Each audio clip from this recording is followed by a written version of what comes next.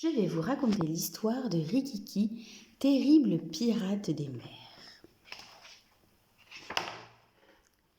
Sur l'île de Barbuda, le célèbre couple de pirates Rikita Fleur de Java et Captain Grabuge vient d'avoir un bébé.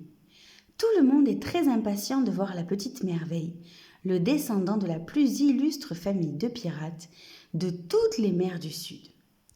Nous vous présentons le magnifique, le splendide, le merveilleux Riki, s'exclament enfin les parents au comble de la fierté.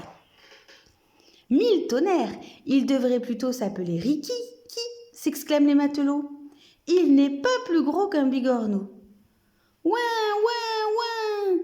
Oh, mais quel poumon! Ouï, quel cri perçant! Il déchire nos tympans. Rassurez-vous, dit le papa. Il n'a pas encore l'âge d'intégrer l'équipage. En attendant, ajoute sa maman, il restera à terre auprès de mamie Bouillabaisse. Tu es d'accord, mon trésor? En guise de réponse, Rikiki reprend ses cris stridents tonitruants, stupéfiants de la part d'un si petit enfant. L'île de Barbuda n'en croit pas ses oreilles.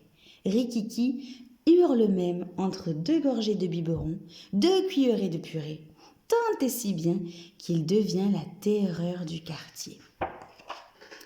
Le temps passe, Rikiki reste Rikiki, mais pas ses cris. Son entrée à l'école ne fait rien pour améliorer son humeur. Bien au contraire, Rikiki n'est jamais content et ne fait rien comme les autres. Grrr, moi ce que je veux, c'est partir en mer sur le bateau de mon papa. Pas besoin d'être un géant pour être un terrible pirate.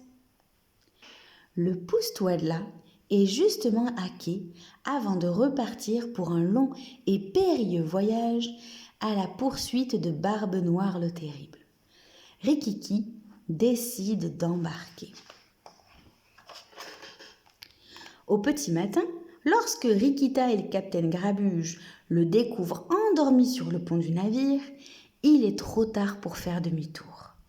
Que les matelots le veuillent ou non, Rikiki fait désormais partie de l'équipage du pousse-toi-de-là.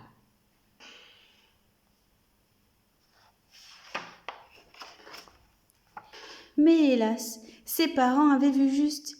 Rikiki est trop petit pour lancer des couteaux, manier les troublons, tirer au canon, hisser la grand voile, la brigantine ou le petit phoque.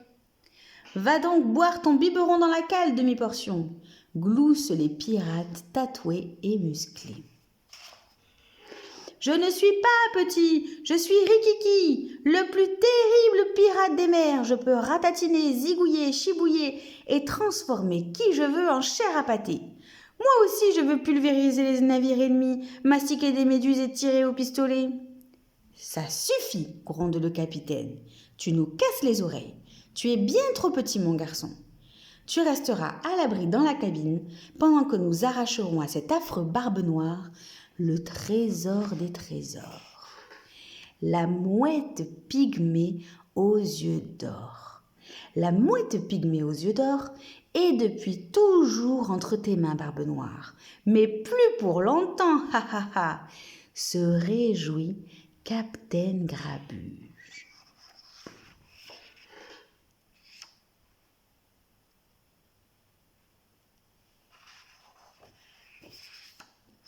Prends garde à toi, Barbe Noire, je vais t'embrocher comme un cochon de lait.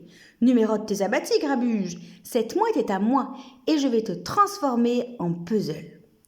C'est le moment que choisit Riki, enfermé dans sa cabine au fin fond du navire, pour se mettre à hurler comme jamais.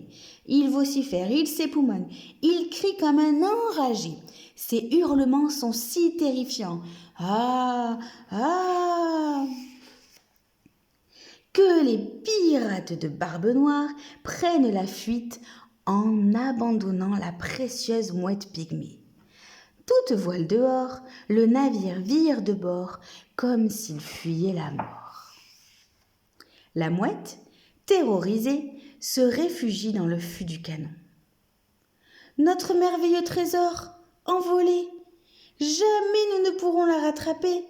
Il faudrait être minuscule pour aller la chercher là-dedans, se lamente l'équipage. moi. Je ne suis pas assez petit, moi. Je peux aller la chercher sans faire de bruit. Toi, sans faire de bruit, gloussent les pirates.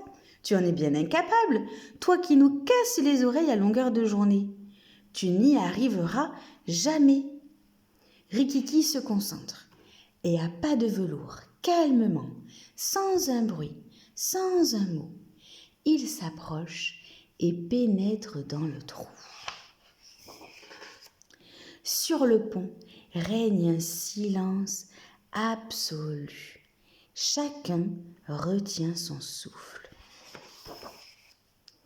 Soudain, la tête de Rikiki réapparaît et il tient la mouette dans ses bras.